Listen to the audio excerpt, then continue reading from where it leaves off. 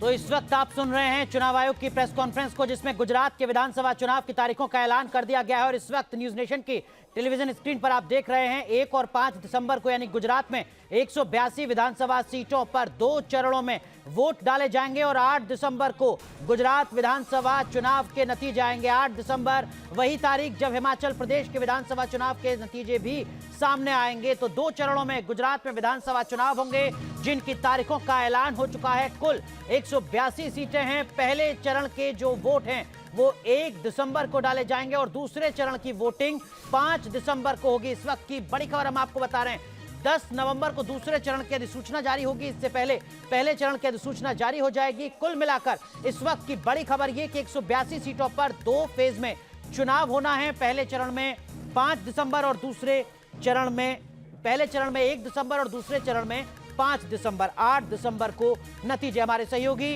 गौतम जोशी अहमदाबाद से हमारे साथ जुड़ चुके हैं। गौतम, राजनीतिक दलों के दावे अपनी जगह, लेकिन अब जब चुनावी तारीखों का ऐलान हो चुका है, किस तरीके की जमीनी तैयारी अलग अलग दलों की आपको नजर आ रही है?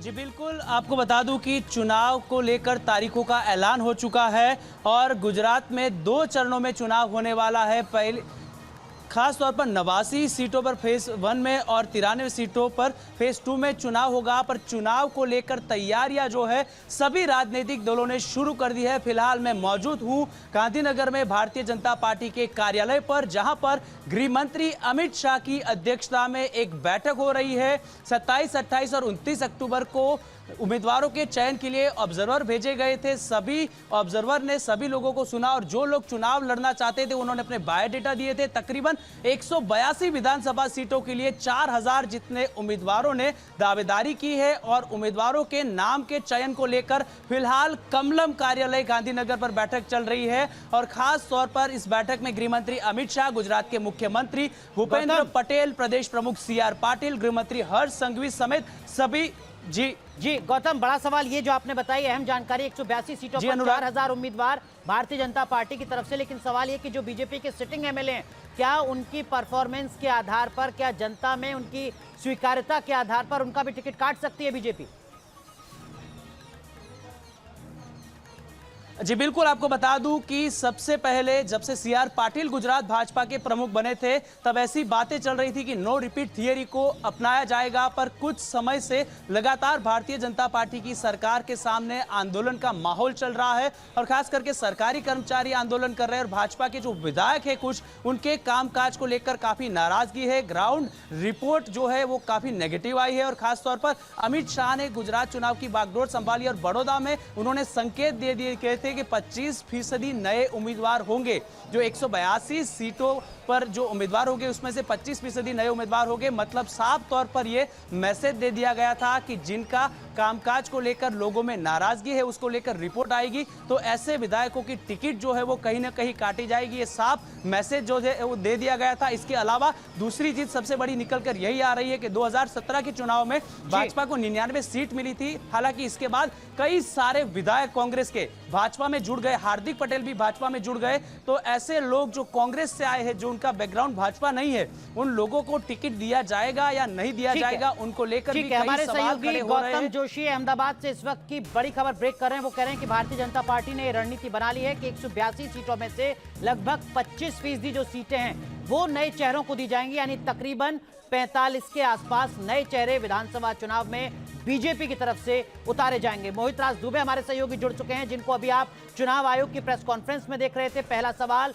चुनाव आयोग की प्रेस कॉन्फ्रेंस में हमारे सहयोगी मोहित राज दुबे ने पूछा था। कांग्रेस पार्टी ने जो अपनी नाराजगी जताई है चुनाव आयोग को लेकर, उससे जुड़ा सवाल था। मोहित, जवाब तो चुनाव आयोग की तरफ से दे दिया गया, लेकिन आप लगातार कांग्रेस पार्टी को भी कवर करते हैं। कांग्रेस कितनी तैयार है गुजरात में?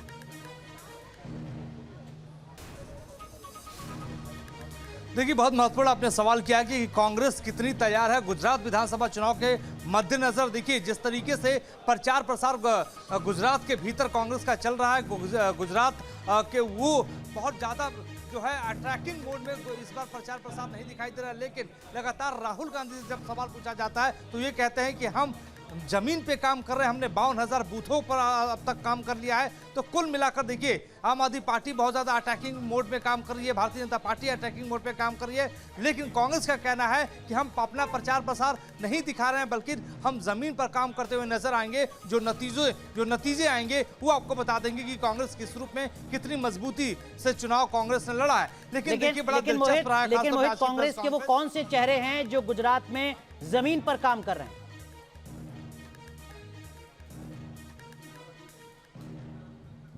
देखिए, निश्चित तौर पर हम जगदीश ठाकुर की बात कर रहे हैं। जगदीश ठाकुर वहाँ के प्रदेश अध्यक्ष हैं, वो जमीन पर काम करते हुए नजर आ रहे हैं। इसके अलावा रघु शर्मा जो प्रभारी वहाँ के बनाए गए हैं, वो लगातार ये कहते रहे हैं कि हम 52,000 बूथों का हमने गठन कर लिया है, हम लगातार जमीन पे काम कर रहे हैं, आदिवासी इलाकों में जाके काम कर रहे हैं, पटेलों के बीच में काम कर रहे हैं, ओबीसी के बीच में काम कर रहे हैं। आपको बता दें कि इसके अलावा अशोक गहलोत जो राजस्थान के मुख्यमंत्री हैं, वो वहाँ के मुख्य जो है चुनाव प्रभारी हैं, वो जाके लगातार चुनाव प्रचार करते हुए नजर आ रहे हैं। मल्लिकार्जुन खड़गे का कार्यक्रम है। लेकिन जब ये पूछा जाता है कांग्रेस से कि आप राहुल गांधी को कब चुनाव प्रचार के लिए भेजेंगे, क्योंकि 1 और 5 दिसंबर को वहां पे मतदान होना है और मतदान से पहले जो मुकम्मल तैयारियां जिस रूप में जिस तरीके से होनी चाहिए वो अब तक नहीं हो पाई है। देखिए, इस बार आपको बता दें कि खासतौर पे अगड़ों के साथ साथ आपको ओबीसी, क्षत्रिय, दलित और आदिवासी खेमों में अपनी पैठ बनाने के लिए इस बार कांग्रेस नई रणनीति के साथ काम कर रही है। क्योंकि आपको याद होगा कि ये खाम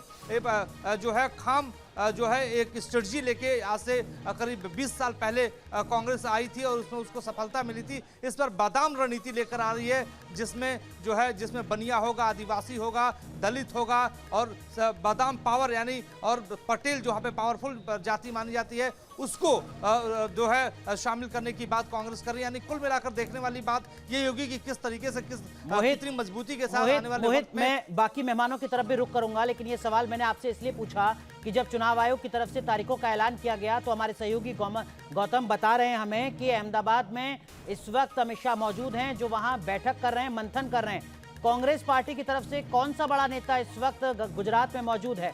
अशोक गहलोत, रघु शर्मा, जहां राजस्थान का संगठन नहीं संभल पा रहा है, राजस्थान की सियासी संकट से नहीं उबर पा रहे हैं।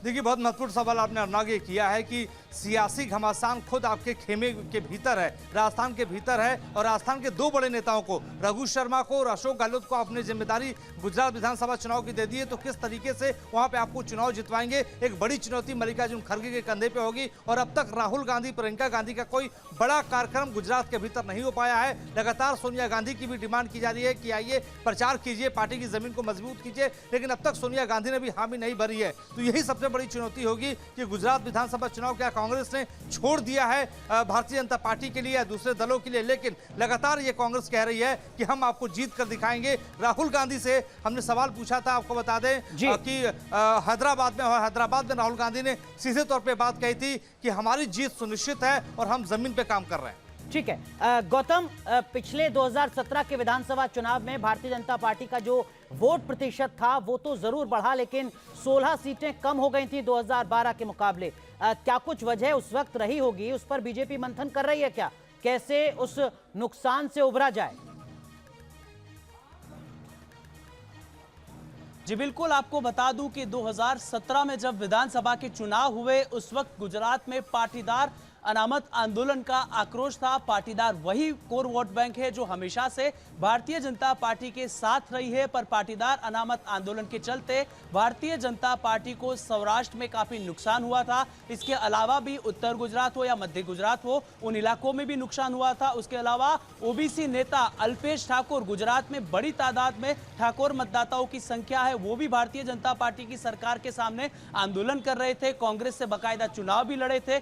जिग्नेश मेवानी भी दलित समाज का आंदोलन चला रहे थे और वो भी निर्दलीय चुनाव लड़े थे कांग्रेस का समर्थन लेके। तो तीनों जो युवा नेता है, हार्दिक पटेल, अल्पेश ठाकुर, जिग्नेश मेवानी, सभी लोग भारतीय जनता पार्टी की सरकार के सामने मोर्चा खोल के रखे थे। इसीलिए भारतीय जनता पार्टी 2017 में 99 सीटों पर सिमट गई थी, पर 2022 आते आते इस आक्रोश को कम करने में भारतीय जनता पार्टी सफल रही है, क्योंकि अल्पेश ठाकुर तो खुद भाजपा के अंदर आ गए, बाय इलेक्शन भी लड़ा, हालांकि वो चुनाव हार गए। इसके अलावा हार्दिक पटेल वो भी भारतीय जनता पार्टी में आ चुके हैं। और इसके अलावा जो कोई आंदोलनकारी थे, जिनके सामाजिक आंदोलन चल रहे थे, खुल के भारतीय जनता पार्टी की सरकार को गिराने के लिए जो लोग प्रचार कर रहे थे, वो खुद भाजपा के सामने सरेंडर हो चुके हैं और भारतीय जनता पार्टी की टिकट लेने के लिए भी वो लोग लाइन में है। और खास तौर पर जिग्नेश मेवानी निर्दलीय थे, वो कांग्रेस में जुड़ गए और उनका जो चार्म था 2017 में दलित आंदोलन को लेकर, जो ऊना कांड हुआ था उसके आंदोलन को लेकर, वो चार्म भी खत्म हो गया है। तो कहीं ना कहीं जो सामाजिक आंदोलन थे उसका आक्रोश को कम करने में भाजपा सफल हुई है। पर इस बार नया चैलेंज जो दिखाई दे रहा है वो है आम आदमी पार्टी। शहरी इलाकों में भी आम आदमी पार्टी गौतम, मैं आम आदमी पार्टी पर भी आऊंगा, रूरल में भी लेकिन क्या चेहरा कौन होगा बीजेपी का अगर वो सत्ता में आती है, इसको लेकर कोई सवाल तो नहीं है, इसको लेकर कोई असमंजस तो नहीं है? क्योंकि 2017 के बाद एक जिस तरीके से सीएम के चेहरे बदले गए, उसके बाद एक सवाल जरूर खड़ा हुआ कि क्या ऑल इज वेल है बीजेपी में गुजरात में? जी बिल्कुल, भारतीय जनता पार्टी ऐसी पार्टी है वो जो हमेशा यही कहती है कि डिसिप्लिन वाली पार्टी है और ऑल इज वेल है।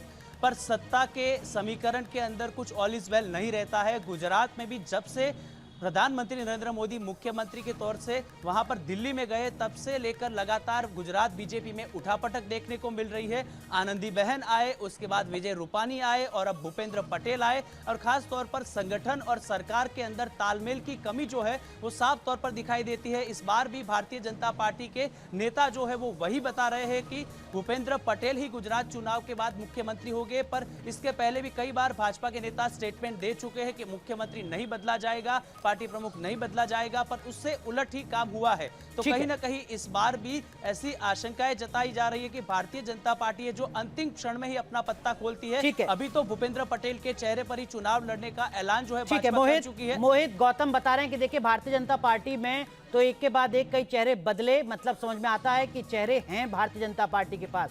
गुजरात में कांग्रेस पार्टी के पास चेहरा कौन है?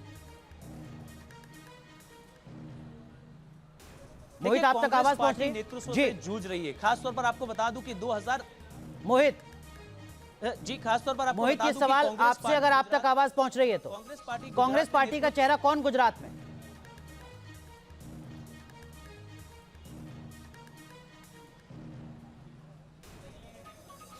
पुराने चेहरे थे उन्हीं चेहरों के सहारे अपनी सियासी नैया पार लगाना चाहती है कांग्रेस गुजरात के भीतर। देखिए जिस तरीके से भारतीय जनता पार्टी के पास प्रधानमंत्री नरेंद्र मोदी का चेहरा है, अमित शाह का चेहरा है, इसके अलावा जो नई लीडरशिप इस बार भारतीय जनता पार्टी वहां पे दे रही है। और अगर हम कांग्रेस के भीतर बात कर लें तो जगदीश ठाकुर ही एक बड़ा चेहरा वहां पे दिखाई दे रहा है, अर्जुन मोढवाडिया बड़ा एक चेहरा दिखाई दे रहे हैं। और चाहे हम शक्ति सिंह गोहिल की बात कर लें, वो दिल्ली ज्यादा रहते हैं, लेकिन हाँ गुजरात के भीतर भी वो दिखाई देते। इसके अलावा गुजरात में जो है कांग्रेस के पास कोई बड़ा चेहरा दिखाई नहीं दे रहा है। हार्दिक पटेल पहले हुआ करते थे, जो अब वो अपना जो है कांग्रेस का साथ छोड़ चुके हैं। जिग्नेश मेवानी की बात करें तो अभी युवा है, तो कोई बहुत बड़ा चेहरा जो है गुजरात के भीतर कांग्रेस के पास नहीं है। सोनिया गांधी, प्रियंका गांधी, राहुल गांधी के बारे में बात कर ले तो राष्ट्रीय स्तर के नेता है, तो उनका कितना जादू गुजरात के भीतर चल पाएगा ये कहना बड़ा मुश्किल होगा। लेकिन आपको पिछला विधानसभा चुनाव याद करना पड़ेगा कि भारतीय जनता पार्टी से मुकाबला जिस तरीके से कांग्रेस ने किया था बड़ा दिलचस्प रहा है, बहुत